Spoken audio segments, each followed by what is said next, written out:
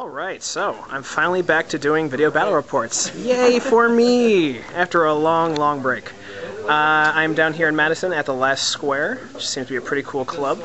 And we are doing My Guard versus Tyranids at 1850 points. So, if you could walk me through your list here. Winged Hive Tyrant with Twin Link Devourer, Flashfoot Bone Sword, Adrenal Glands, Regeneration, Hive Commander, and Old Adversary. Okay. Which is the Hormagaunts are outflanking. Hormagaunts. Which are fully upgraded. There's 22 of them. Sounds fun. 2 packs of 1400 Devourer Gaunts. Yumgarl Gene Stealers. 8. 2 Hive Guard in his own throw. Okay. 4 Raveners with Spine Fists. Fun. 4 Warriors, Flashfoot Bone Sword, 3 Death Spitters, 1 Barb Strangler. That's what we got used to playing last year. Did I get the Adrenal Glands on him? The Warriors. No, I didn't. Okay. And then a Tyranid Prime, his Twin Bone Sword and Death Spitter. Then a Screamer Carnifex, as he's called. Okay. Cool. Pairs of Siphon Talons, Bioplasma, Regeneration, Adrenal Glands, and Crag Spines. Alright, so next we'll take a look at my army. So, the combined martial might of the Imperial Guard. We have a mixed mech list here, which I'm still kind of working around.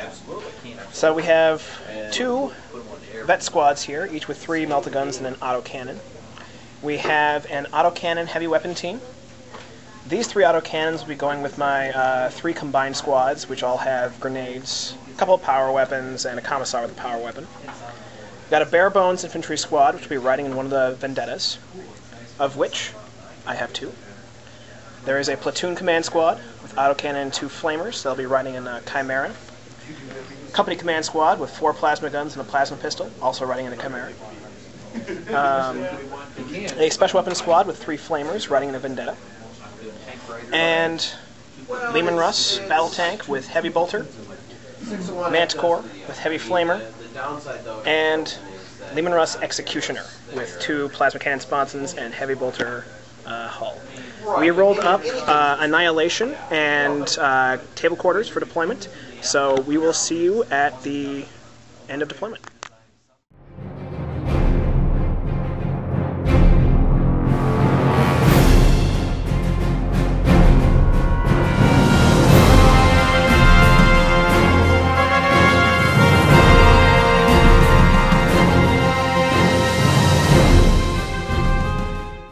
Alright, so end of turn 1. Here's my guys, and this is what is left of his first start anyway. Doesn't have terrible shooting, so they moved up in advance. My shooting, however, eliminated the Carnifex, Zoanthrope, all of the Warriors, and several Gaunts. Don't forget the 2 Hive Guard. And the 2 Hive Guard, that is true. However, he still has plenty of reserves off the table, so we will see what happens on turn 2.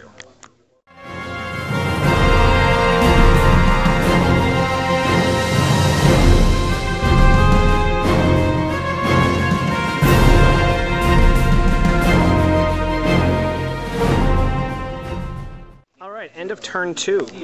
Yeah, there's not a lot of Termagants left. Not a whole lot.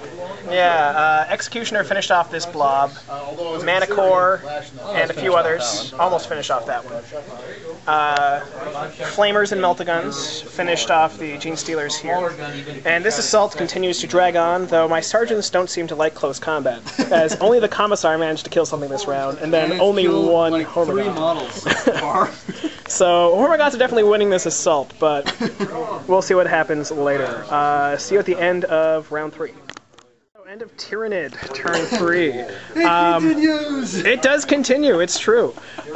So this battle here, I was really hoping that the Commissar would get himself killed, but he managed to pass both his armor saves, and is stubbornly holding on with half a heavy weapon team against the Hormagaunts. He did make up for it and actually kill like 2 of the beasts, which was killed 5 total. He has killed 5. He's a beast. Over here, Raveners popped up, shot over a little bit over here, but they managed to make it out fairly unscathed and pass their leadership test. Demon Prince, or not Demon Prince, sorry, Hive Tyrant. He's used to it. He gets called a Demon Prince. They're confusing. came down. Not quite give preferred enemy, which I would have actually liked on this squad, but we will see. Alright, so that's what he has on the board. Let's see what happens at the end of my turn 3. Alright, end of my turn. Managed to blow up the things that came in. Hive Tyrant is gone, and the Raveners are gone. The Hormagaunts finally broke through the combat and are now surging towards my lines. Other than that, there's just the Prime left over on that side of the field. So, we'll see you later.